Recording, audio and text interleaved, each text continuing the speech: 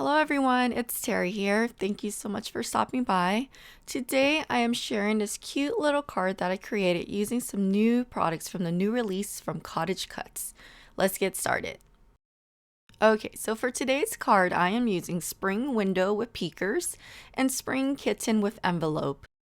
So the first thing I did was die cut all the pieces off screen, and I'm going in with some Copic markers to color in the windows. So here is the window, and I'm coloring that with a few shades of brown.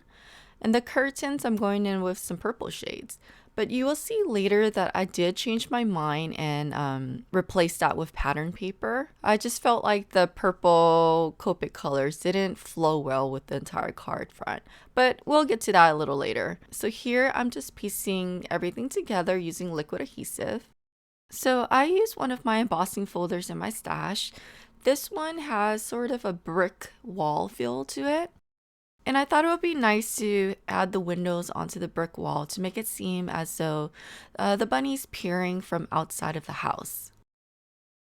Okay, so here is when I kind of decided to change out the curtains. So using some pattern papers that I have in my stash, I believe this one is from Simple Stories. And I used a floral print for the curtains, and the striped background, I decided to use that as a wallpaper. I just trimmed down the striped background to fit behind the open window.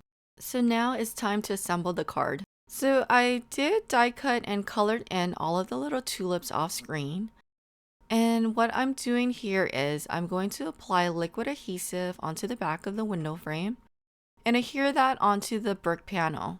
I then went in and adhered the cute little bunny onto the window scene. Okay, so now going in with the tulips, I just placed them all underneath the window, and I also placed a tulip underneath the bunny's paw. And there's this little cute bumblebee die from the set. I cut that out and colored it in with black and yellow Copic markers, and I adhered that over the window. So before adhering this onto my top folding card base, I wanted a little bit of a border. So I trimmed down a pink cardstock just slightly larger than my card panel to create a little matting effect. I also went in with liquid adhesive and glued down the two panels together and adhered that on top of a top folding card base. Okay, so now for the sentiment. I'm just using a reverse sentiment strip that I have in my stash.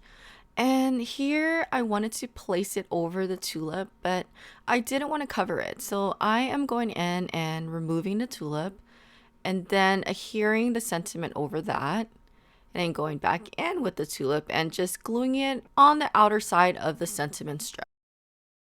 And of course, going in with my white gel pen, I like to add details onto the images. And I used a shimmer pen to add a little sparkle onto the card front. And there you have it. This card is now complete. I hope you enjoy this tutorial, and please don't forget to thumbs up and subscribe. Until next time, have a great day. Bye bye.